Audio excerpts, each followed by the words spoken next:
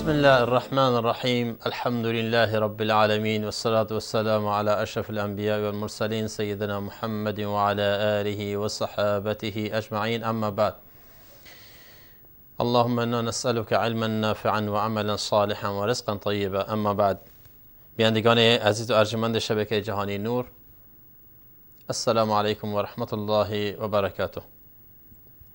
با درسی دیگر از سلسله درس‌های تفسیر نور خدمت شما هستم. درس 57 و موضوع درسمون آیات 114 تا 117 سوره مبارکه بقره. ابتدا تلاوت زیبای از این آیات را بشنویم و سپس به شرح و تفسیر آیات بپردازیم.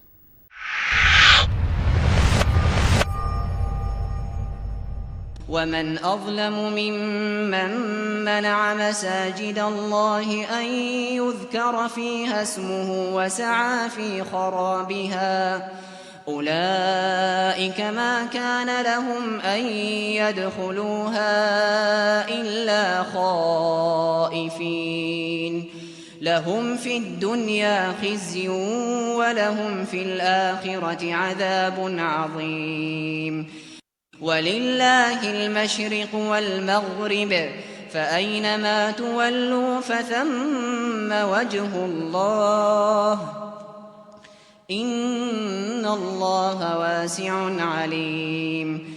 وقالوا اتخذ الله ولدا سبحانه بل له ما في السماوات والأرض كل له قانتون بديع السماوات والأرض وإذا قضى أمرا فإنما يقول له كن فيكون. عزیزان، همونطور که مستحضر هستید، محورهای درس ما به ترتیب بعد از تلاوت آیات ترجمه آیات خواهد بود و بعد از آن به معانی کلمات دشوار این آیات میپردازیم و سپس به مفاهیم لغوی که در این آیات نهفته است اشاره خواهیم کرد و بعد از اون به شرح و تفسیر آیات میپردازیم و در نهایت درس و عبرت هایی که در این آیات نهفته است اشاره گذرا خواهیم کرد. ترجمه آیه 114 سوره مبارکه بقره چنین است.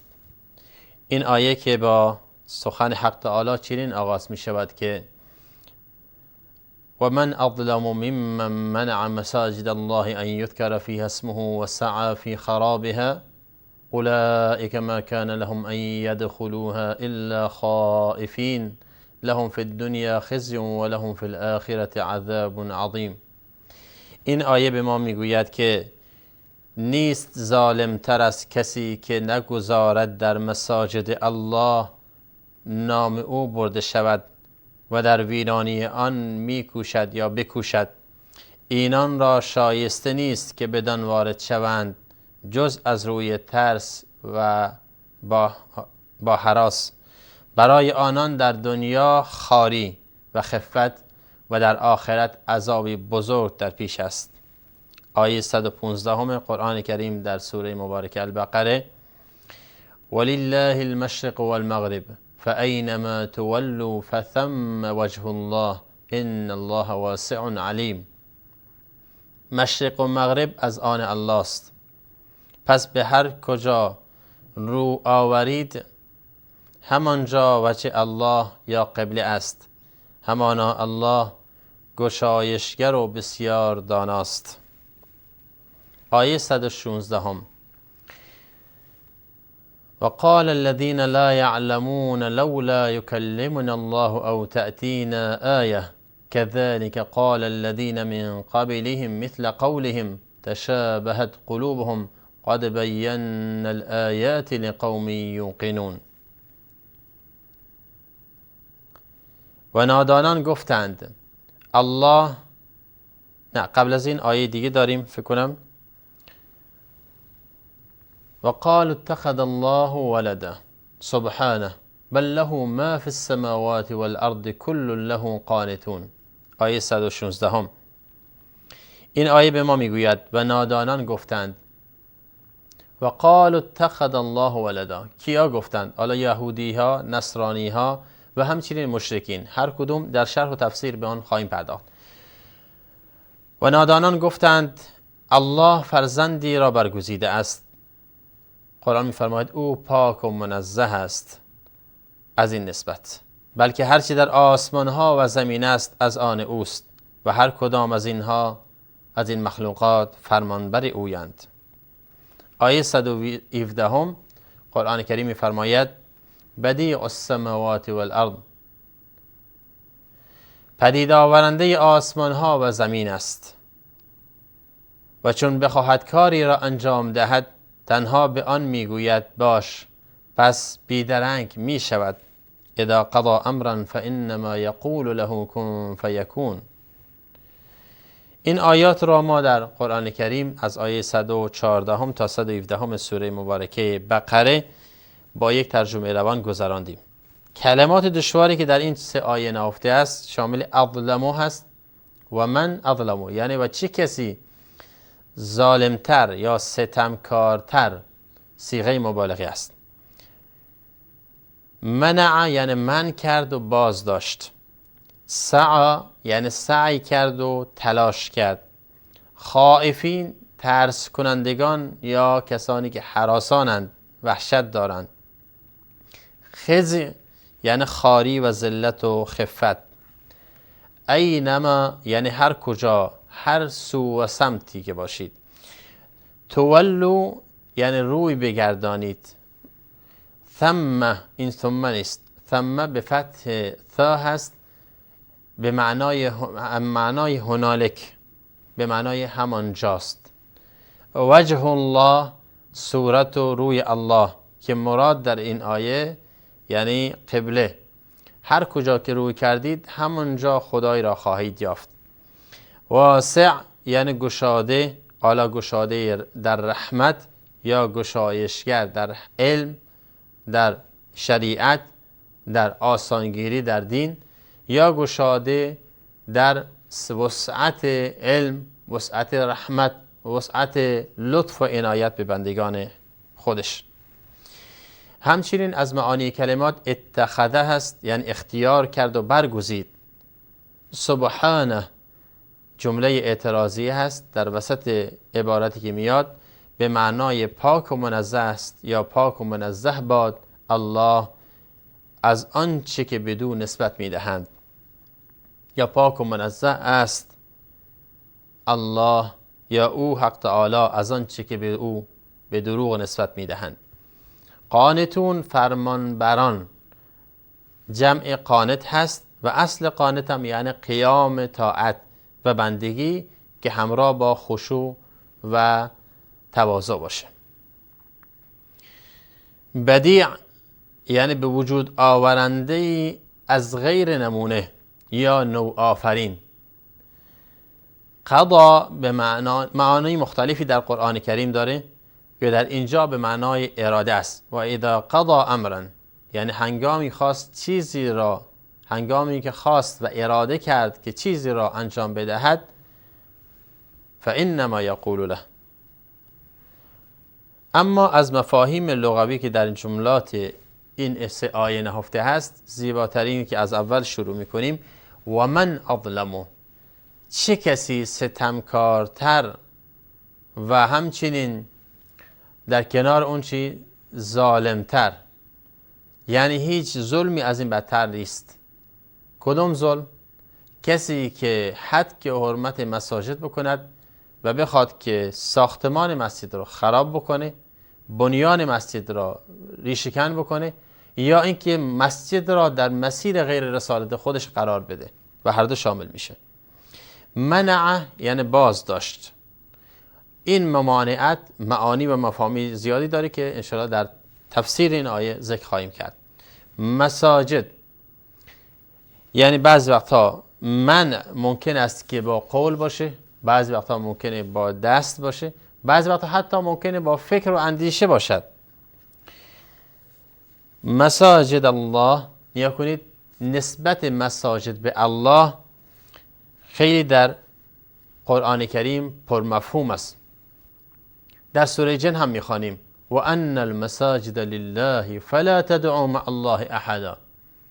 مساجد جمع مسجد، مساجدی که در دنیای اسلام یا در فرهنگ اسلام برای عبادت ساخته میشه مال خداست، هیچ ملکیتی ندارد، هیچ احدی نمیتواند این مسجد مال منه یعنی مال فلانه. ممکنه به قصد تبرک، به قصد اینکه فلانی هزینه ساخت اون رو پرداخته یا اینکه لطف کرده و اون رو داره سرایداری میکنه و پیش میبره بهش نسبت بدن. اما در حقیقت مسجد جایی است که فقط الله عبادت میشه و باید رسالت الهی در اونجا پیاده بشه. باید مردم برای توحید و عبادت حق تعالی حاضر بشن. هیچ گرایشی دیگری نباید در مساجد وجود داشته باشه. به همین خاطر نسبت مساجد به الله در این آیه و همچنین در آیات دیگری که در قرآن میاد معنا و مفهوم خاص خودش رو داره و میباید روی این معنا و مفهوم کار کرد و مردم را روشن کرد تا اینکه از مساجد از رسالت خودشون و از وظیفه خودشون خارج نشن. خزیون فی الدنیا، کسی که بخواد که به هر شیوهی مسجد را از رسالت خودش، از مسئولیت خودش، از اون هدفی که قرآن میخواهد، اسلام میخواهد منحرف بکند یا اینکه بخواد بیرونق بکنه، بداند که هم در دنیا ذلت و خواری خواهد کشید، هم در آخرت عذاب بسیار بزرگی در انتظارش خواهد بود. و در آیه بعد فرمود وجه الله فاینما تولوا فثم وجه الله. وجه الله در اصل وجه یکی از صفات الحق تعالی است. ما همونطور که در قرآن کریم ذکر شده بهش اعتقاد داریم، به کنه و حقیقتش نمیپردازیم، چون معنا و حقیقتش را جز ذات حق تعالی کسی دیگه نمیتونه بفهمه. ولی ما همچنان که در قرآن و سنت ثابت شده است میگوییم شایسته و آنچنان که بایسته و لایق حق تعالی است باورش داریم، اما به حقیقتش، به کنهش، به ماهیتش کاری نداریم. اون را چیکار میکنیم؟ واگذار میکنیم به حق تعالی سبحانه و تعالی. ولی معنایی که برداشت میشه از این آیه یا این کنایه اینه که هر کجا شما عبادت بکنید و رو بیارید همونجا قبله است. در هر مشرقی، در هر مغربی، در هر گوشه ای از این زمین پهناور عبادت بکنید، اگر قصدتون رضای حق تعالی باشه به اون خواهید رسید. مفاهیم دیگری هم وجود داره، اجازه بدید بعد از یک میان برنامه ادامه خواهیم داد.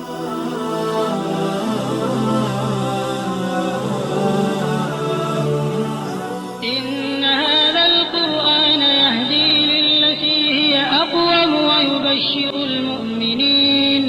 ويبشر المؤمنين الذين يعملون الصالحات أن لهم أجرا كبيرا. بله بینندگان عزیز، با سلام مجدد. از مفاهیم دیگر لغوی که در این جمله آیات 114 تا 117 قرآن کریم در سوره بقره نهفته است، دو صفت حق تعالی واسع و علیم هست. آیا واسع صفت جدایی است و علیم صفت جدایی است؟ طبعا همینطوره، ولی مکمل یکدیگرند. و قرآن کریم همیشه این رو مد نظر داشته باشیم که همیشه در پسوندهای آیات وقتی صفات حق تعالی میاد، صفات ذات حق باری تعالی میاد، همیشه مناسبت داره با اون معنا و مفهوم که در آیات نهفته است. آیات توبه است، غالبا در پشت سرش غفور رحیم، تواب رحیم و امثال اون هست. آیات عقاب هست، علیما حکیما، شدید العقاب و امثال اون هست.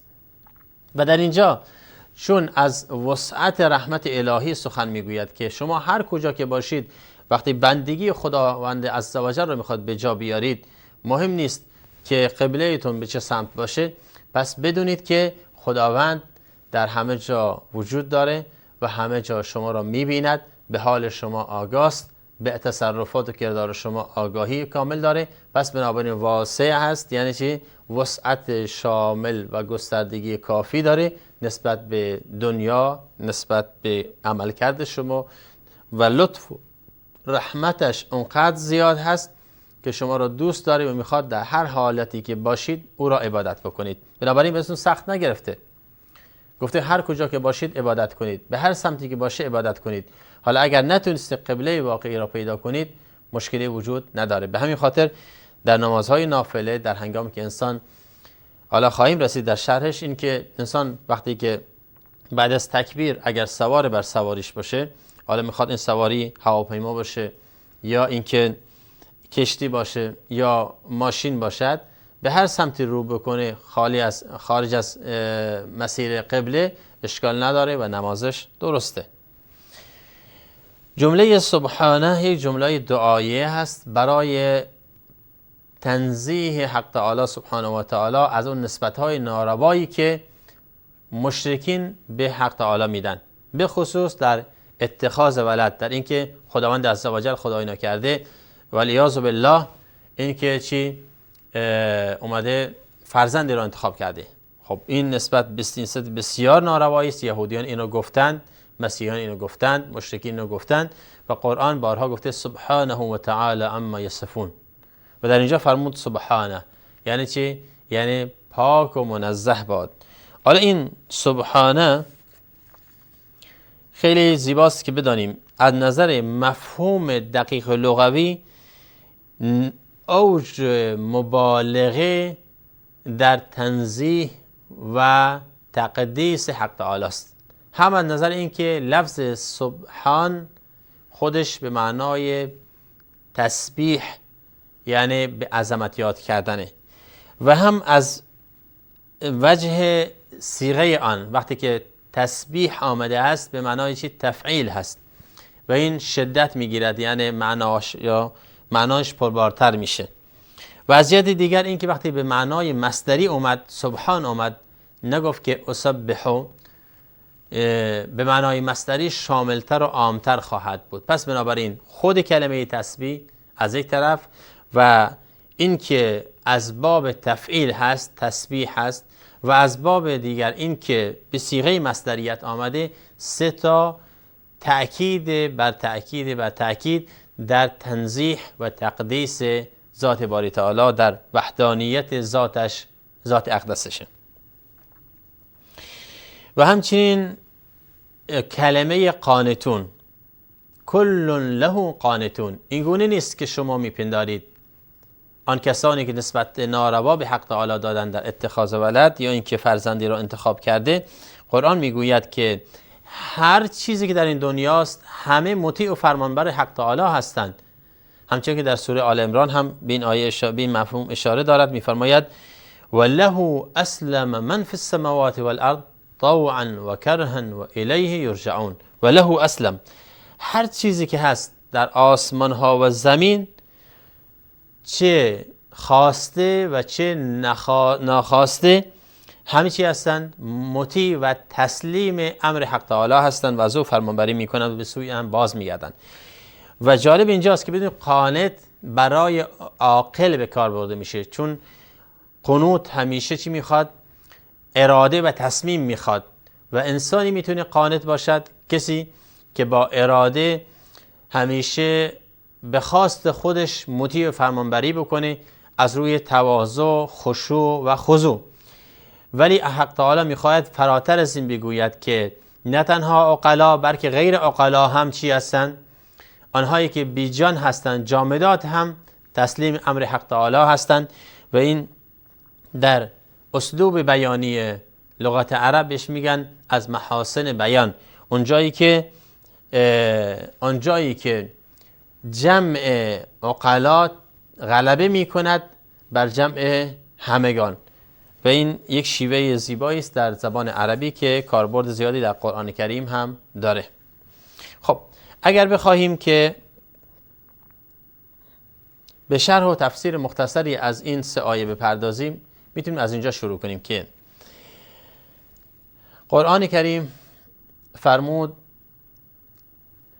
و قالوا اتخذ الله ولدا.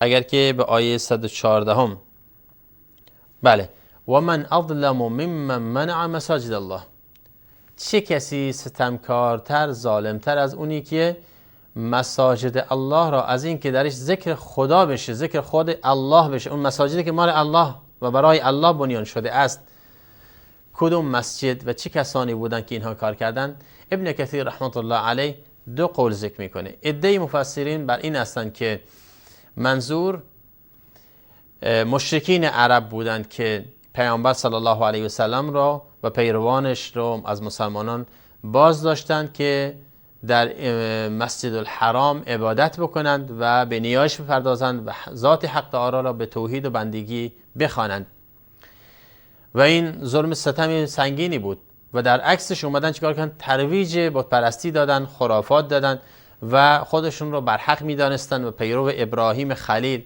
قلمداد میکردن. عده از مفسرین گفتن که اینها قبل از پیامبر هم افرادی بودن، اهل کتاب، رومی هایی که با بخت النصر همکاری کردند و بیت المقدس رو خراب و ویران کردند و نگذاشتند که اون عمران و آبادانی که در توحید و عهد نبوت انبیاء بنی اسرائیل بود ادامه پیدا بکنه. ما میگیم که هر دو قول مفسرین وجیه و بجاست و هیچ وجهی برای تخصیص وجود نداره. هیچ وجهی برای تخصیص وجود نداره، هرچند که ممکنه آیات ما بعدش دلالت بر این بکنه که اولاتر به قبول قول اول است، یعنی همون این که من اظلم ممن منع مساجد الله ان یذکر فی اسمه و سعی فی خرابها، اینا هم مشرکین عرب در شبه جزیره بودن، ولی مانعی وجود نداره که قول دوم هم شامل بشه، به دلیل اینکه آیه عام هست و کسی را ذکر نکرده و از هیچ جهت یا هیچ گروه یا هیچ دین و مذهبی و هیچ ملیتی و هیچ آیینی سخن نگفته است، بلکه گفته است که چه کسی ستمکارتر، یعنی نیست هیچ کس ستمکارتر از اون کسی که مساجد الله را منع بکند از ذکر و یاد حق تعالی و سعی کند که اونو تخریب بکنه و ویرانش بکنه. پس هرچی که باشد سیاق الفاظ آیات قرآنی عام هست و فراگیره و هیچ ممانعتی ندارد که هر دو قضیه را شامل بشود. آنچه که مهم است اینه که مسجد که معبد و عبادتگاه الله واحد هست همیشه معظم، مکرم و محترم باشد و هیچ احدی حق تعدی و ممانعت بر دیگری در آن نداشته باشد. در طول تاریخ هم همین طور بوده. عرب جاهلیت با اینکه به خونخواهی و برادرکشی مشهور بودند، اما اگر پدرکشته یا برادرکشتهشون رو در حرم مسجد الحرام میدیدند دست نگه می داشتند و به حرمت مسجد الحرام و اینکه جایگاه مقدسی هست دست بالای هم دیگه بلند نمی کردند و بنابراین عظمت اون مسجد الحرام باقی بود. چه شد که یک باره برگشتند و کسانی که ادعای نبوت و دیانت جدید کردند و خواستند فقط حق تعالی عبادت بشه، اومدن چیکار کردند؟ از دیار خودشون راندند و نگذاشتند در مسجد الحرام عبادت بکنند و آیین خودشون رو فقط ترویج دادند. اینجا بود که قرآن کریم بر اونها شدت سخنش رو نشون داد و من اظلمو، یعنی در ظاهر سیاق سؤاله چه کسی ستمکارتر، ولی سؤالی که همراه با انکار باشد علمای لغت بهش میگن که چی؟ این برای زشت قلمداد کردن کار اینهاست و اینکه هیچ کسی ستمکارتر از اینها نیست. اون کسانی که مساجد حق تعالی رو چکار میکنند؟ ویران میکنند و مانع ادای رسالتش میشن، بلکه در جهت تخریب آن گام برمیدارند، تلاش میکنند. مفسرین میگن که ممانعت از اعتکاف در مسجد یا رفتن برای مسجد به سوی مسجد برای ادای نماز یا تلاوت قرآن یا ذکر و تعلیم، اینا هم مواردی است که در معنی وارد میشه. یعنی خدای نکرده اگر کسی از روی عناد و لجاجت دیگری رو منع بکنه که به مسجد برود، یا اینکه از مسجد بیرونش بکنه، داره قرآن میخونه، ذکر میکند اما بیرونش میکنه از مسجد، میخواد اعتکاف بکنه در مسجد بشینه بیرونش میکنه، یا اینکه میخواد در مسجد نماز سنت نافله بخونه بیرونش میکنه، اینها منع هست. اینها چیه؟ از شامل همون این آیه کریمی میشه که و من اظلم ممن منع مساجد الله ان یذکر فی اسمه و سعی فی خرابها.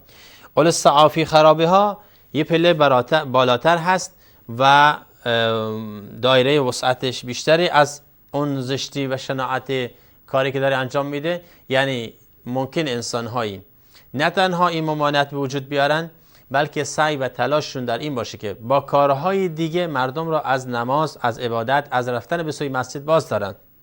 مثلا بخواد چیکار بکنه؟ به جای اینکه مردم بشینن در مسجد نماز بخونن، اونها را به سخن دنیا مشغول میکنه. به جای اینکه ذکر بکنن، تسبیح بگوین، استغفار بکنن، در باب معاملات و سیاست‌های روزمره سخن میگویند. به جایی که بیان موعظه بدن و یکدیگر را از خدا بترسونند و آخرت بترسونند و یکدیگر را به خوبی و نیکی دعوت بکنند، میشینند سخن پراکنی میکنند و غیبت و نمیمه و امثال اون رو ترویج میدن. یا اینکه بخوان خرید و فروش میکنن یا امثال اون.